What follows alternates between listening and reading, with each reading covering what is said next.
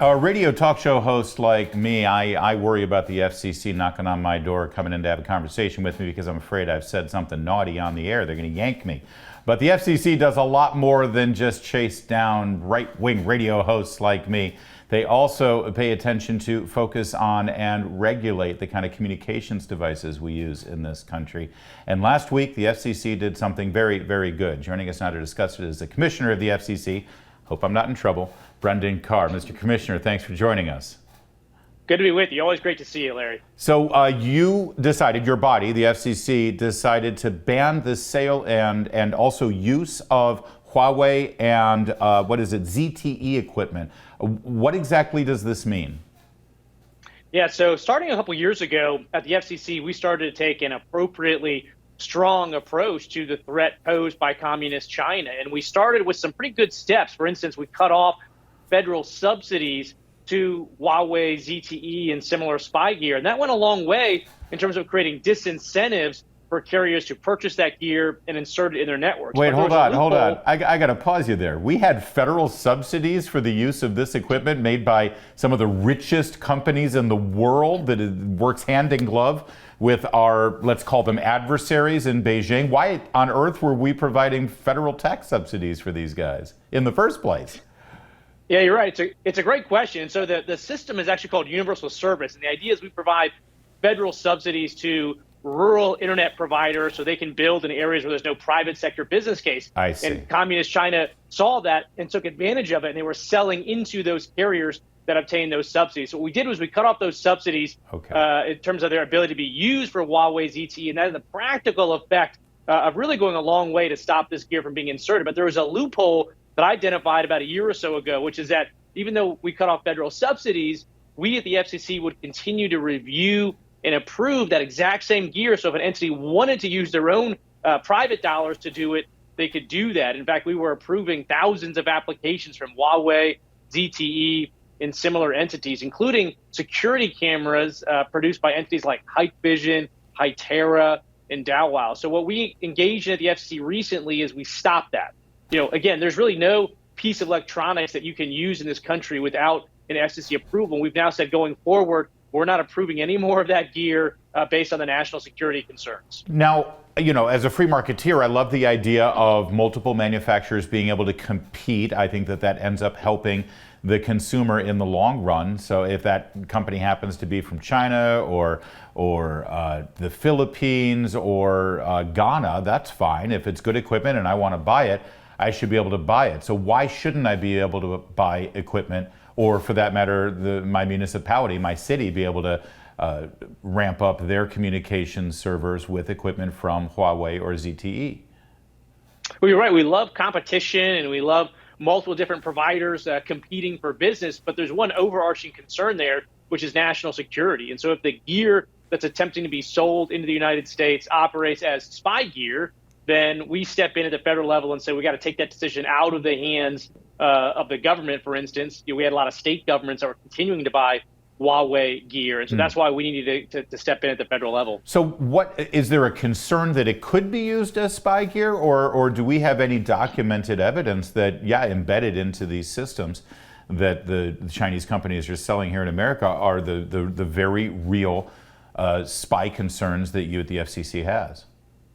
Yeah, we do. We have a lot of concerns about the data that this gear is able to take out of the network and where it can send it. There's been reports, for instance, of some gear that was supposed to be taking traffic and carrying it from Los Angeles, I believe, to Washington, D.C., and ended up rerouting it through Guangzhou, China, which is not the most direct route that you would go in terms of routing traffic. I mean, I'm not a cartographer, but that's my understanding. And look, it's not just the hardware. The other issue we have to confront is the application layer. If we get all this hardware out of the network, but yet we allow insecure applications like TikTok to continue to operate on smartphones and other devices, then they're able to pull a lot of that same data and end up sending it back to Beijing as well. So this is an important step by the FCC, but it's not the last step that we need to take. We got to continue to address these threats posed by entities that would do the CCP's bidding. You lead me to my next question, which was the software and app component. I'm still stunned how many people are still addicted to and using on a regular basis this TikTok app. There are very real concerns here, are there not? Are you more concerned about that, basically, in terms of I saw Joe Rogan talk about the terms of agreement that you have to agree to if you put your content there, and basically everything that's on your device is now the property, or intellectual property, if they wish to use it, of the Chinese government.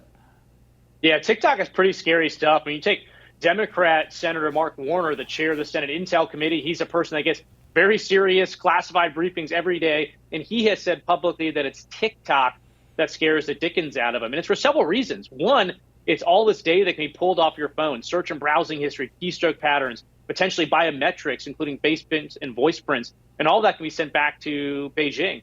The other concern has to do with a foreign influence campaign, which is by controlling the algorithm, Beijing can control the news, information, and content that millions and millions of Americans see. And that can certainly change public perception on issues that are vital to the CCP. The other element has to do with artificial intelligence. China wants to dominate the world in AI and use it for authoritarian purposes. And every single swipe that we make on TikTok is feeding, training, and improving China's AI. So that's deeply concerning. So let's delve into this algorithm question and how it sort of basically promotes certain ideas, stories, or narratives on their platform and squashes other ideas.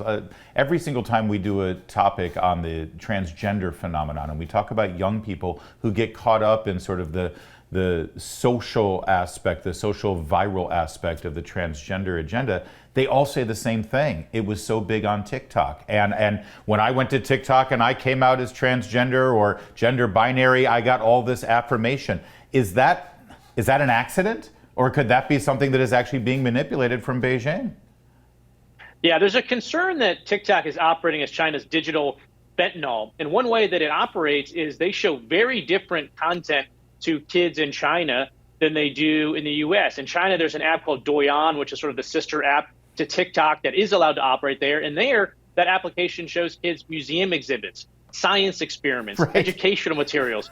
Here, our kids are being fed very different content by TikTok, including something called the blackout challenge. In fact, there was just a court case where a judge ruled that even in a world in which TikTok intentionally fed this blackout challenge to a 10-year-old girl who did it and ended up unfortunately dying, killing herself by hanging herself at the recommendation of TikTok, the court said there's no liability for TikTok because of Section 230 and other reasons. So it's concerning when you look at the very different image and content that TikTok's parent company ByteDance is showing kids in China versus kids in America. It is almost comical, tragically comical, when you think that, TikTok is manipulating algorithms here in America to make kids think that it's cool to change your gender and mutilate your body and suffocate yourself to death, where in China they're telling kids that it's cool to ace the trigonometry exam and invent a new rocket or something. But they literally are doing that. And for any politician or someone in government who says, oh, well, that's not real. Well, if it's not real, then why are they advertising so much on social media? Why do they have a social media manager, these politicians, to try to get their message out? Clearly it's real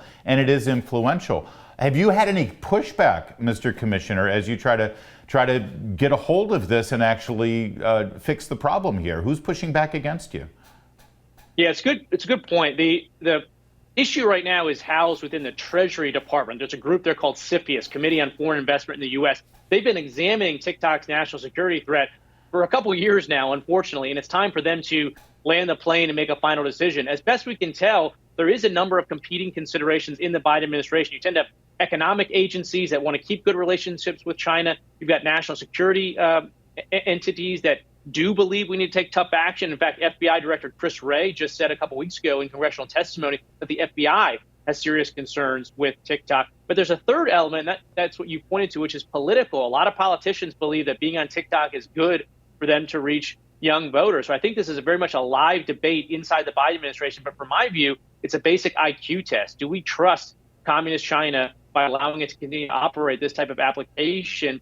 Or are we going to stand up and address that threat? Well, listen, as a Reagan conservative, I like the free market and I don't like government intervention, but that doesn't mean I'm an anarchist. The government does have a role in things like this, especially when it comes to national security. And I'm glad that the FCC, through you, Commissioner Carr, and through your colleagues, that you are taking this seriously and actually getting things done. So thank you for that. And sorry about that segment I did the other day on the radio. I won't do it again, I promise. No worries. We'll give you at least one get out of jail free card. Oh, thank God.